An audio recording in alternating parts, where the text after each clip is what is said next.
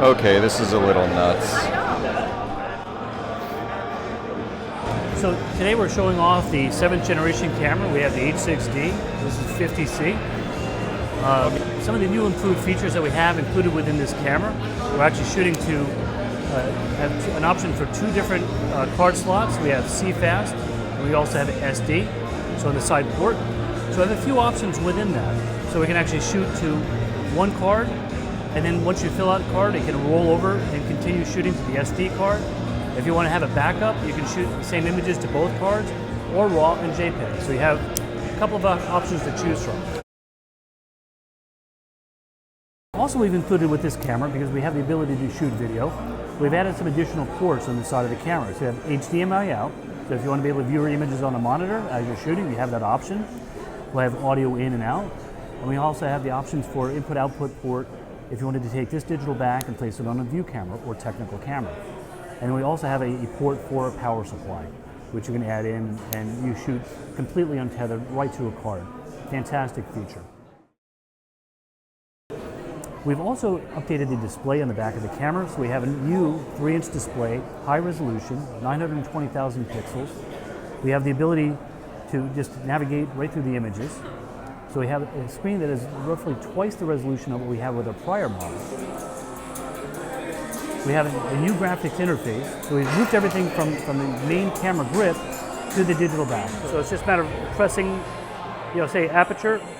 I can select 1. If I want to go back to shutter speed and just change. If I want to go back from, say, manual mode and I want to put it into aperture priority, just a quick touch. If I want to go back to, say, center spot, just a quick touch of the display. If I swipe up, I go into our shortcut display. So if I want to adjust Wi-Fi, I want to adjust my autofocus options, I can do so. Live view, I can go into my movie options or video options. If I want to go into the camera display option, these are all our custom functions. So we have a lot of different choices. So we can go into any one of these. If I want to go into bracketing, these are the parameters for bracketing. So once I've selected them, I can just go right back to the main menu, press the button, I'm back to the setup screen. I can do a quick swipe down, and I'm in the main capture menu. Now you notice I'm in aperture priority now. So I set my aperture, and notice that the shutter speed is a gray, just indicating that I'm in a priority mode. If I change that to program, you notice that both are gray. If I go back to manual, both are white.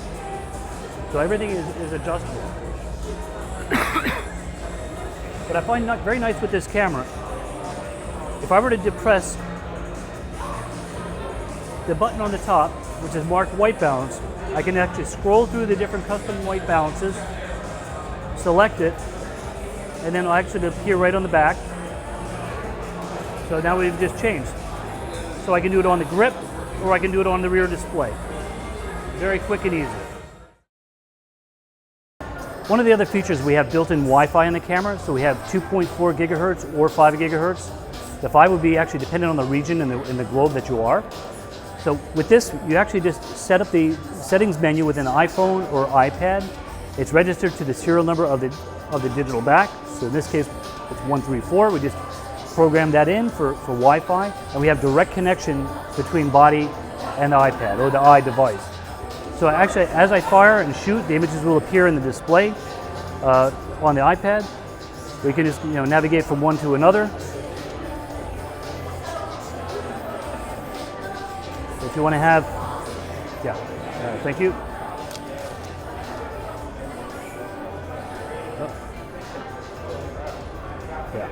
So if you want to have full camera controls, we can actually control the camera, right from the iPad. So if we want to adjust the aperture and shutter speed, we can do so. If I want to change autofocus modes, I can do that. ISO, I have that option and ability as well. If I want to release the camera, I can do so. If I want mirror up, I can do that. The ergonomics are spectacular, and Hasselblad could clearly teach a thing or two to some of the other manufacturers out there. I hope I get a chance for an extended review, maybe, maybe not, but I am really excited for Hasselblad, and I wish them great success with this new camera.